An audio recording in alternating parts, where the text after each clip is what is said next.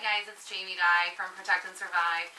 Just coming to you from Springfield. I'm going to talk a little bit about the new ISSC, or maybe not so new ISSC M22. We do a lot of conceal and carry courses, and we'll definitely want to talk about it from not only a woman's standpoint, but maybe basic shooter's standpoint.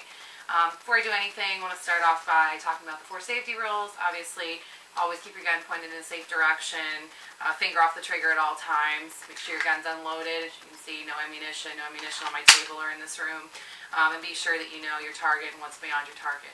So now that those things are out of the way, I just want to talk a little bit about, I guess, how I came to get the gun, and some things I like and dislike about it.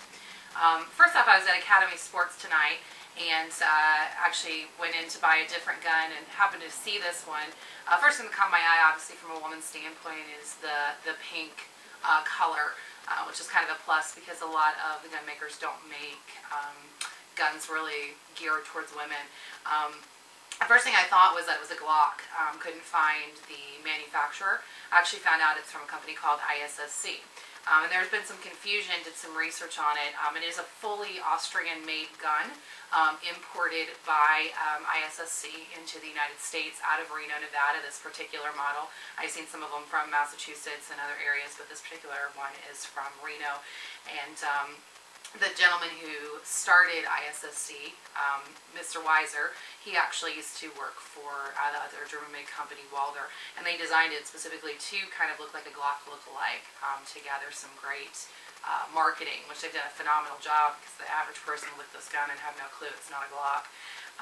First thing I want to talk about is some of the things that are in the box. Obviously, you got your ISSC case, your, of course, manual. You've got a screwdriver to adjust your sights. It's pretty standard. And then there's a great key that actually comes in the box for the child lock that's actually on the trigger. There's a small hole, if you can see that on the video there. You actually put this key on there, you turn the trigger, or turn the lock, and it actually locks the trigger in place. So it's a great safety mechanism for people with families. Like I said, first thing is it's very light. I was very surprised, even for, you know, in comparison to a Glock. Obviously, like I said, very geared towards women. I love the Glock style. You know, you've got your slide, just like you have on your Glock. I also like the hammer function on this particular gun, similar to a revolver. Just pulls back, and that can be activated and reactivated with the side safety here. The side safety lever, obviously, goes back and forth. That would be firing position. That would be your safety position. In addition to that, and the trigger lock, I think it's a great gun for beginning shooters, women, families, you know, things of that sort, that gives you a lot of safety options. One of the things I disliked about it was the magazine. It's got this spring-loaded magazine. Anybody who's tried to load .22 ammunition into that before knows how much of a pain it is. However, you know, easiest way, just get a reloader to fix that problem. One of the best things that I found about the gun itself was the way it breaks down, and it pretty much breaks down exactly like a Glock.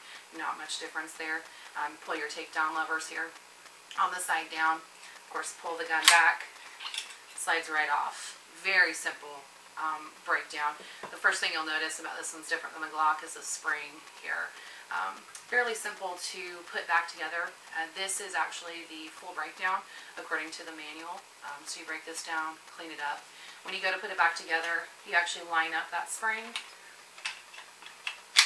slide it back, and basically do the reverse process. Pull down your takedown levers, move it back, use your slide mechanism here.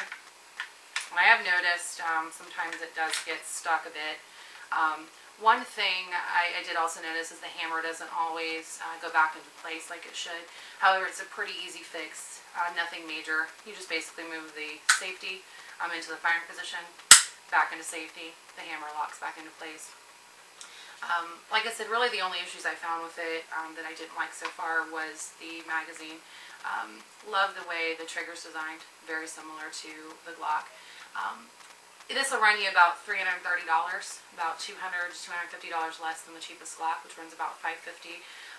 Completely Austrian made, just like the Glock, so it's very high quality, good, you know, good comparison to that.